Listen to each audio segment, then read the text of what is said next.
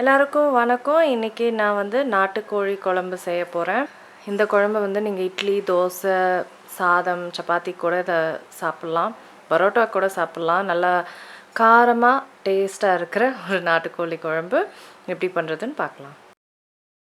பேனில் வந்து காஞ்ச மிளகா, தனியா, அப்புறம் கொஞ்சம் சீரகம் போட்டிருக்கேன்.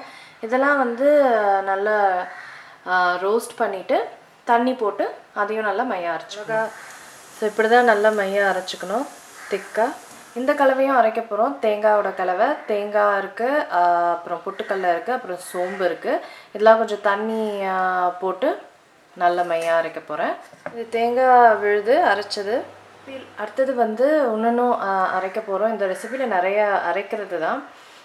பூண்டு, சின்ன வெங்காயம், இஞ்சி இதெல்லாம் வந்து கொஞ்சம் தண்ணி போட்டு நல்லா மையாக அரைக்க. இது வந்து இஞ்சி, சின்ன வெங்காயம், பூண்டு நல்லா மையாக அரைச்சது. இப்போ குக்கரில் வந்து இந்த கழுவுன சிக்கனை போட போகிறேன். நல்லா மஞ்சத்தூள் போட்டு நல்லா கழுவிருக்கேன்.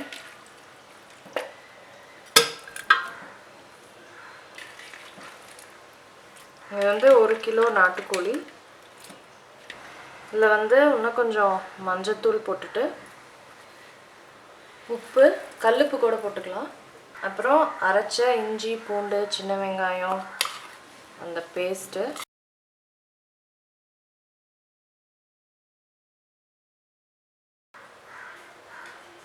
கொஞ்சம் எண்ணெய்.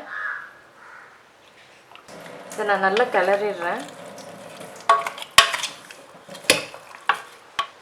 ஸோ நல்லா கிளறிட்டேன். இப்போ வந்து இதை ஒரு 2 விசிலுக்கு வைக்க போகிறேன். குக் ஆகிட்ட அப்புறம் நான் திருப்பி வரேன். பார்த்திங்கன்னா சிக்கன் நல்லா குக் ஆகிடுச்சு. இப்போ கடாயில் எண்ணெய் ஊற்றிக்கிறேன்.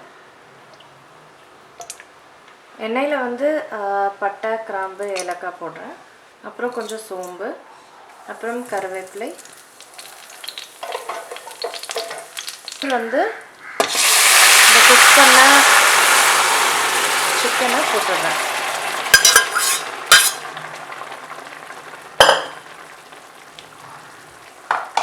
இந்த கோழியில் அரைச்ச அந்த காஞ்ச மிளகா, தனியா, சோம்பு அது எல்லாத்தையும் சேர்க்குறேன். அடுத்தது தேங்காய். இந்த காஞ்ச மிளகா அரைச்ச மிக்சியில் கொஞ்சம் தண்ணி கலந்து தண்ணி சேர்க்குறேன். உப்பு, அப்புறம் கொத்தமல்லி. இப்போ இது எல்லாத்தையும் நல்லா கலக்க போகிறேன்.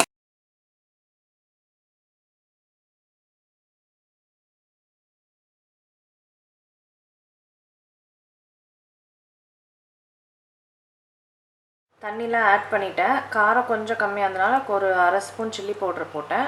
உப்பு எல்லாமே கரெக்டாக இருக்குது. இப்போ இதை நல்லா கொதிக்க விடணும். இது இட்லி, தோசைக்கு நான் செய்கிறனால ரொம்ப திக்காக இருக்கணும்னு அவசியம் இல்லை.